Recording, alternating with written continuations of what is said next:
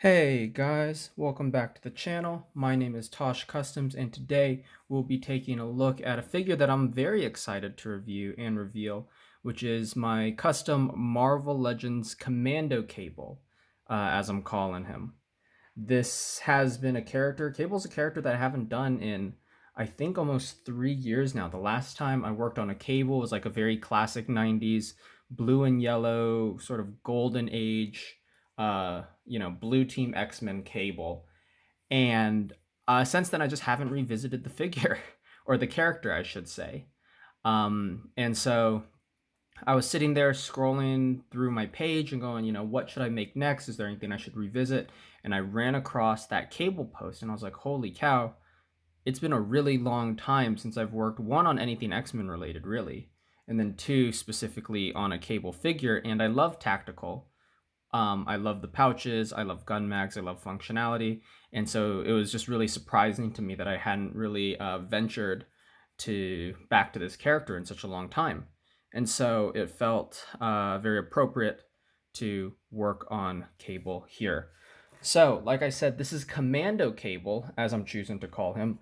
And the reason why I wanted to do more of like this commando style military green look is I wasn't really a fan of the more modern Cable with like that tan sand armor. I just don't think it looks very good. And obviously, the only other version of Cable is, more blue yellow style. So I was looking at the Deadpool 2 movie. I was looking at the design they did for that. And then I was looking at redesign and fan art of a more tactical military Cable. And so I finally created this design. We use a couple figures in here. We are pulling this head, which has been custom sculpted, but this used to be a Witcher head from McFarlane. We have various pouches. I believe these three right up here are from Winter Soldier. These two on the sides are from the classic Cable, like the 90s Cable that comes with I believe it's the Sasquatch wave. We have a shoulder pad here that's actually from Arkham Knight, and we'll take a look at that more. We have the belt, also from the Sasquatch wave Cable. Grenades from that same figure. Obviously, the main part of our body is the more modern Cable, which used to be that sand tan armor. Um, this left arm is all standard for the figure, but then the bicep for this one comes from the other Sasquatch Wave Cable. So I switched that up. Glove hand comes from Sasquatch Wave Cable. Various pouches from different figures and whatnot. I don't know how to source all of those. And then we switched the lower legs out from the armored legs to standard, sort of, I guess, fatigues, maybe, with the combat boots. We also have this Cable head right here, and we'll take a look at both more closely in a little bit. And then we have a number of accessories. So as always, I will put the figure body to the side. Let me pop off this alternate head, and then let's dive in. So looking at the accessories first, we have this giant cannon, and normally it is all casted in just a straight gunmetal gray, and some of it is still gunmetal gray, but I sprayed a lot of it with a matte black just so you get some layers in there, and then I hand painted a bunch of gunmetal detailing in there. You can see that now we have layers. You got a lot of gunmetal panel lining throughout the cannon now, as well as a lot of this olive drab green that's been dry brushed over. And then you can also see some silver weathering along the edges of the front part of the cannon, as well as some of these triangles here, and then a nice, really vibrant, glossy red that is on that front part of the energy of the cannon, as well as sort of that giant barrel up front. So there we go. We have the cannon. Also, some little gold bits inside that venting right there. So that's the cannon. I really like this. I feel like just adding some of these different colors and helping bring out the layers of the sculpt really helps it go a long way in looking premium. I think it looks so much better now. It's a huge improvement. It's crazy just what a little paint can do. The next thing we have is a handheld grenade launcher right here. I was thinking about turning it into an underbarrel grenade launcher, but I ended up just leaving it. This comes from Gridiron Studios. And I keep on wanting to say Gridlock if you guys play Siege, but Gridiron Studios. I painted the grip with a little bit of gold, just dry brushed some gold on there. And then you can see it comes printed.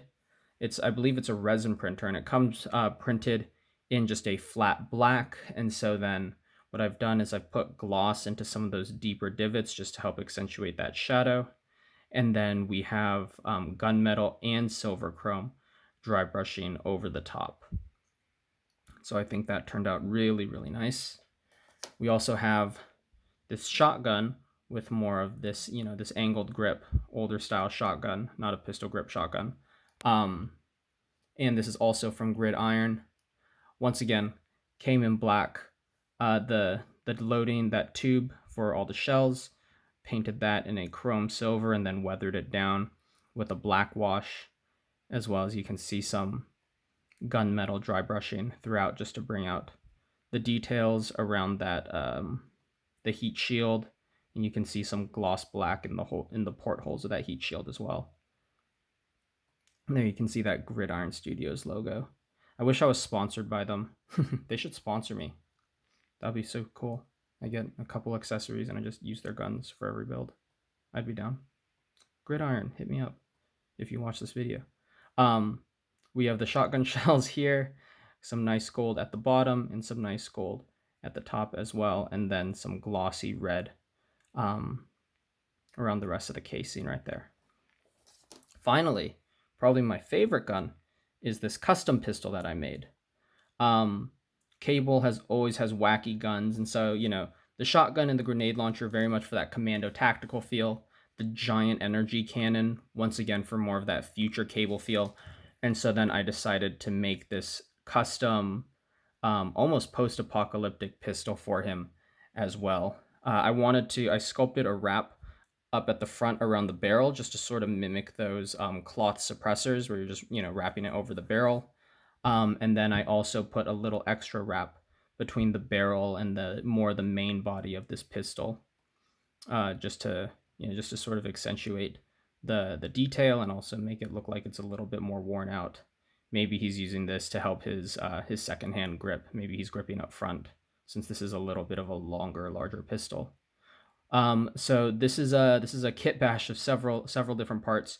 Barrel to this mid wrap right here is from a Star Wars Death Trooper rifle, and then the main body of the pistol comes from a Star-Lord comic version blaster, and then normally there's like a tube down here that's, I guess for like an energy canister or something on that pistol. I cut, sanded, and shaved it all down, and then replaced it with an AR mag from an old, I believe it's NECA FAMAS.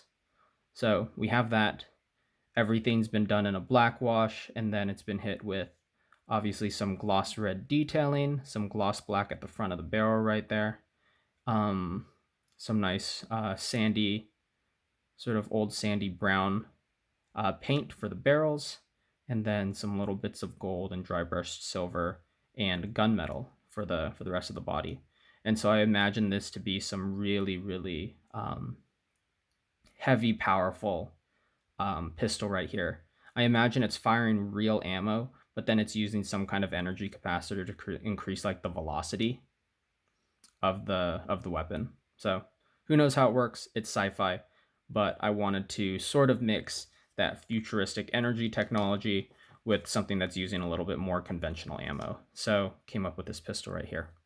So, the last but not least, we also have an energy sword. This is from the MCU Taskmaster figure, which featured in the Black Widow MCU movie.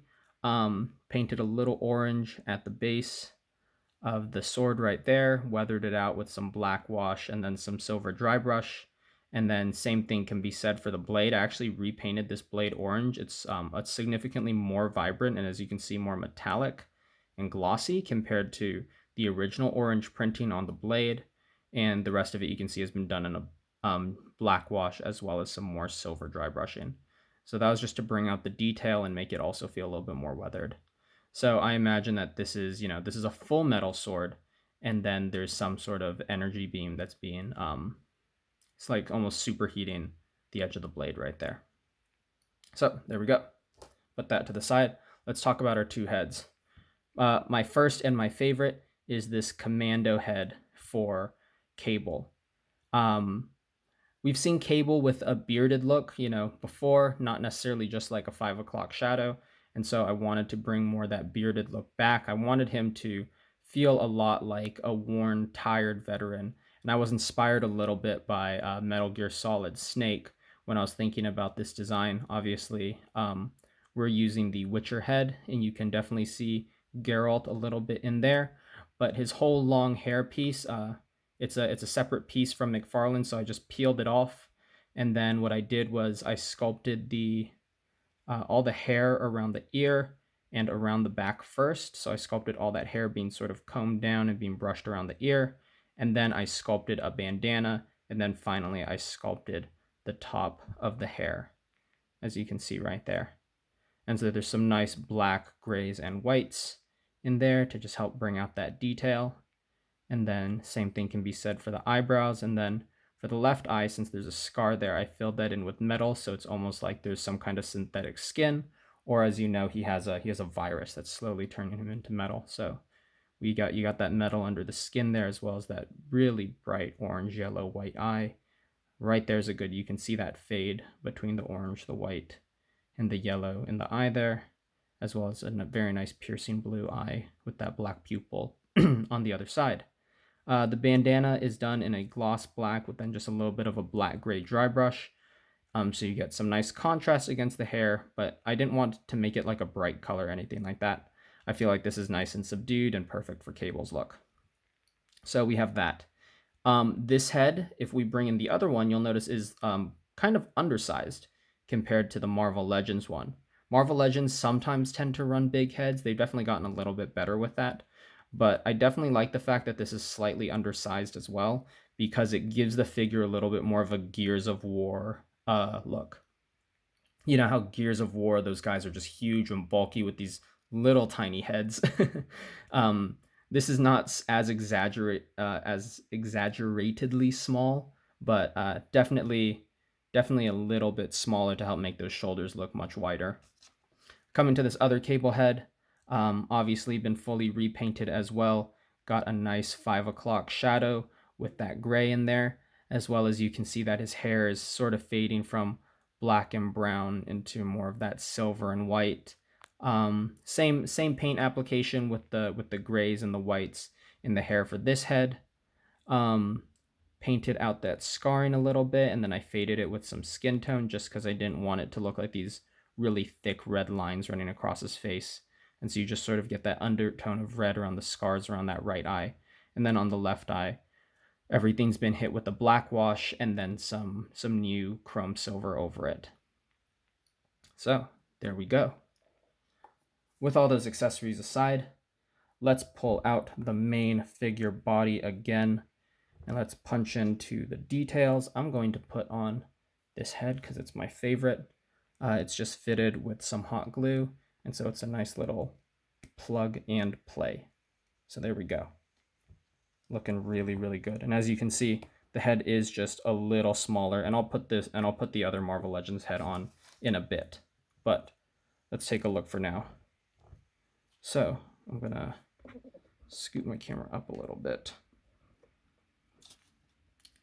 Taking a look at the details of this guy, I painted the whole chest rig black first, and then after that, over the normal armor parts, dry brushed a drab olive green. It's a mix of forest green and black, and it's actually coming across much more vibrant on camera than it is in real life, which is really surprising. But hey, I'll take it. So it's a nice drab green. And then what I wanted to do to add some extra detail was, I figured since his eye is glowing, that means there's some sort of energy or light or electricity that's being run through the suit. And then sort of looking back to the energy-based weapons like his cannon and in part his pistol, I decided to put some shifting red fading into like some orange and yellow running throughout his suit. And I didn't want to do full consistent lines through the whole thing. If I did full consistent lines, it would just look like it's glowing. But instead, my goal was to have it look like the light was sort of fading in and running almost like chromatically through the suit. So as if energy is flowing, whether it's pulsing or being, transported through wires or tubes under the armor. And so as you can see, red that fades out into orange, and this cannon keeps on drawing the focus. I'm gonna have to slide those to the side for now. So as you can see, that red fading into orange, into some black, back into some orange and some yellows on the other side. And so we have that lighting all throughout the chest rig. Up front here, we have these pouches that are painted at black and then dry brushed with some brown, some black, gray, and some brown to bring out those details. And you can see some nice gunmetal buttons or pins on the front there. I hand painted these little tally marks on his armor, so he's keeping track of killing something, who knows what, but he's keeping track of his stats. And then we have all these bullet pock marks in detail, and all those are hit with some gunmetal as well, and you can see a lot of nice weathering and fading throughout the suit. It was a really big goal of mine to make this feel very weathered. Also hit up this little back seal with some gold around those, clamps maybe, on the back there. The arm itself, as I do with all Marvel Legends, has been sculpted so that it looks seamless. I think I did a pretty good job following the lines all the way through. Lines this thin are very hard to match, but I feel like from a distance that's pretty good. I don't think you can really tell where the pegs used to be, or hopefully not. Up on the arm here, I was sort of thinking Winter Soldier, how Winter Soldier has that red star on his arm. So I decided to paint Cable with a nice red X to harken back to the fact that he is an X-Men, or a part of just the mutants in general.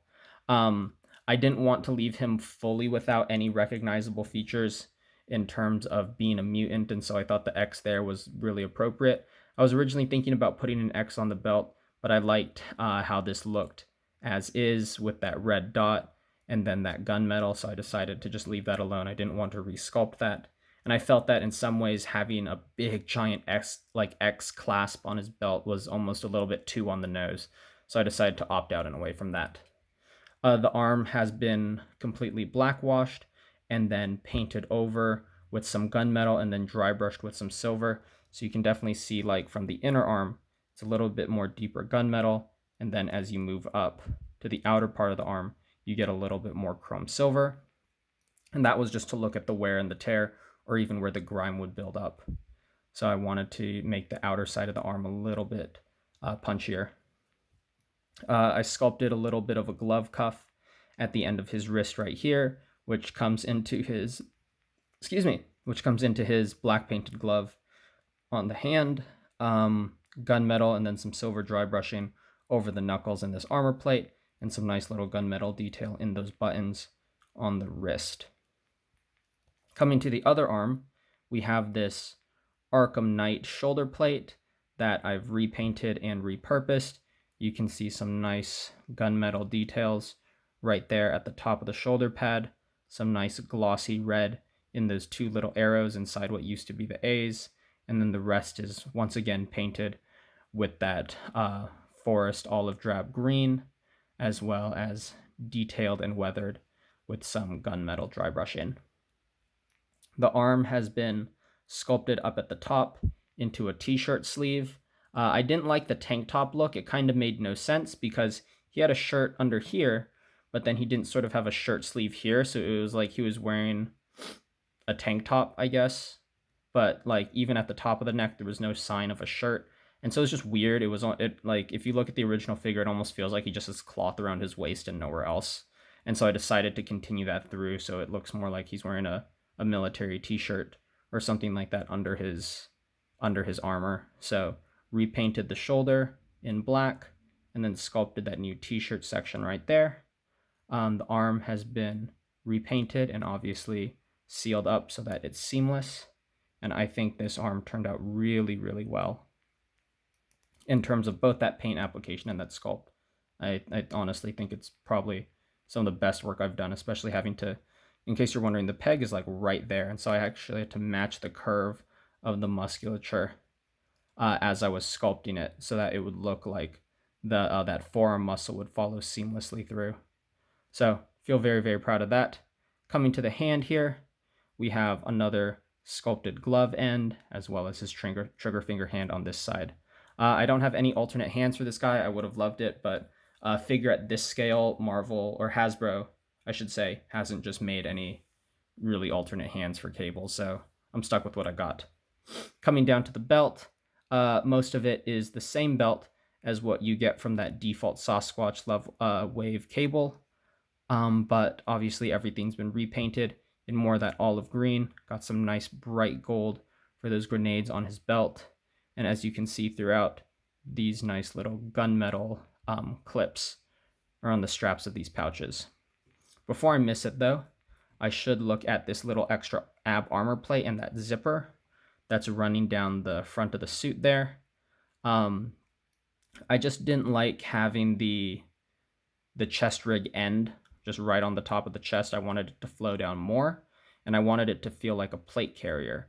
And so when he had these pouches covering up that bottom part of the armor, it looked really naked to just have this, cloth sculpt under. You really couldn't see that. You really can't see that bottom plate too much. And so I decided to sort of extend his armor plating down into this bit right here. So I sculpted that, and then I sanded that inside of the chest rig. And so let me swivel that arm back. As you can see, it overlaps perfectly, and there's no paint rub. So there you go.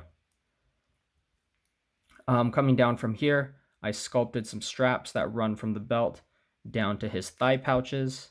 I just sort of like that drop leg look, and I think it's a lot better than just thinking that he's cinching these pouches to his pants like ultra tight so that they don't flop around.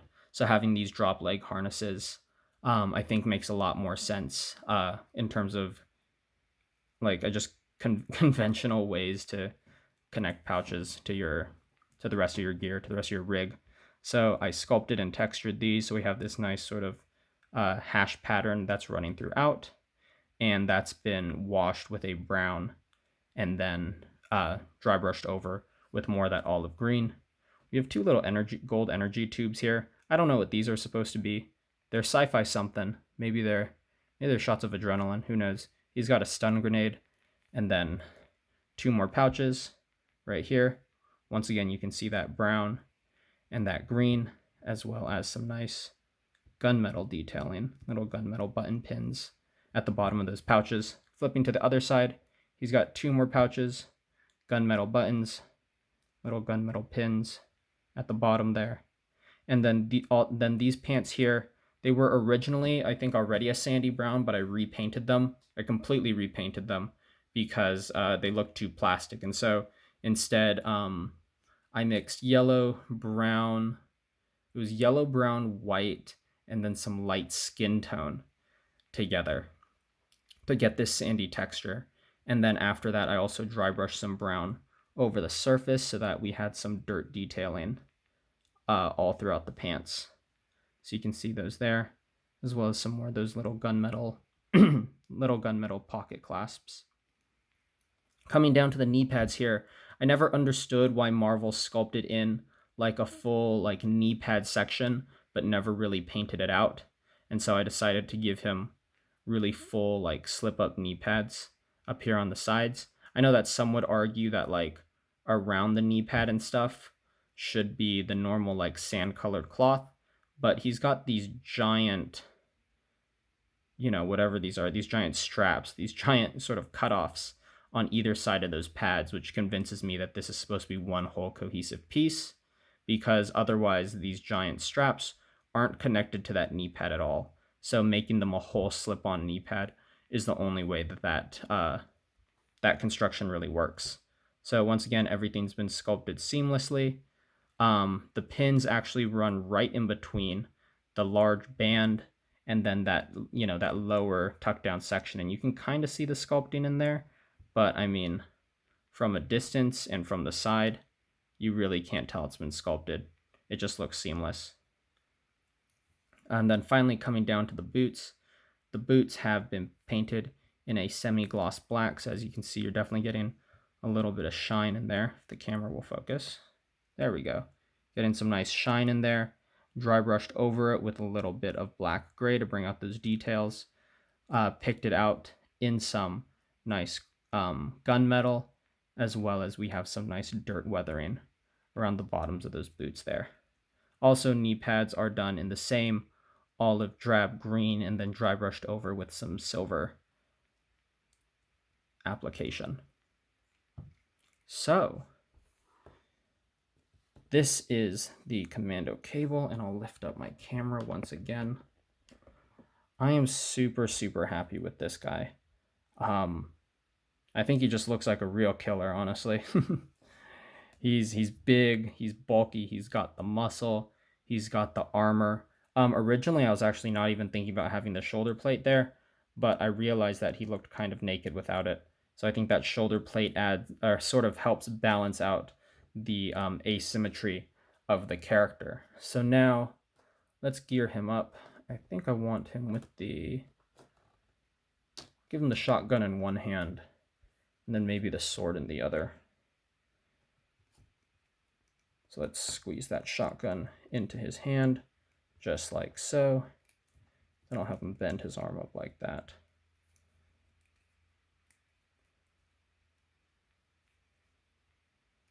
And then we'll grab the energy sword and slide that into his other hand. And there you go. Check that out. That looks good. That looks super good. And just for the sake of it, I'll pop this head off and then put on the normal cable head, just like so. Still looking mighty fine. So now let's talk about size comparisons. How big is this guy? If you're familiar with the figure, you should have a general idea of how big he is. He's obviously larger than your standard Marvel Legends, but for a little bit extra scale, here we have the Marvel Legends MCU Legacy, or whatever it's called, Winter Soldier figure. So you have your brothers in arms, but the metal arm twins out here. So you can see how he stacks up next to Cable, relatively next to Cable. Obviously their legs are a little bit spread out.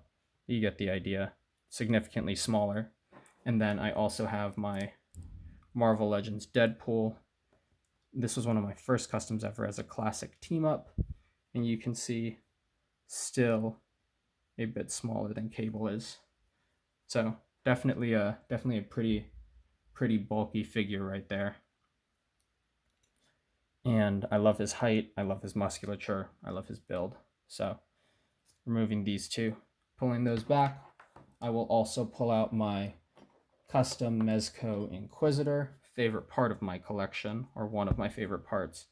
And so, as you can see, Cable still towers over your standard Mezco, like small to medium build figures. So there you go with that. With all that being out of the way, I think this brings us really to the end of the review. I think I've basically covered everything about his build.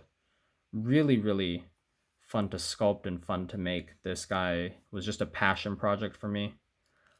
Something a character I haven't made in a long time, and just deserved some extra love from from current modern Tosh. I've improved a lot in the last 3 years, and I feel like that's evident both in the design as well as the paint and sculpting of this guy. I think my skills have grown a lot in what I'm able to do and able to produce, and I think this guy really helps highlight that and show that off. So I hope you guys have enjoyed this review. Thank you for watching, and thank you for all your continued support. I appreciate all the love that I get on these videos, and everyone in the community is always is and has been just super cool. And so love you all a lot. Oops. if you enjoyed this video, check out some of my other reviews for my other customs that I've done. I always appreciate reading your guys' comments and hearing what you guys like or what you guys didn't like. So chime in if you saw something cool or something you think that you'd change on this figure. Because that helps me improve as an artist. I love constructive criticism, and so please send it my way.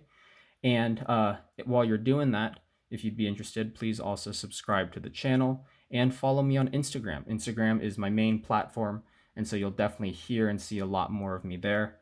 And so my username is Tosh_customs. My username is in the description of every video. And if you want a direct link, go to the About section in my channel page. And yeah, I think that covers everything I need to talk about today. So once again, thank you all so much, and I will catch you next time.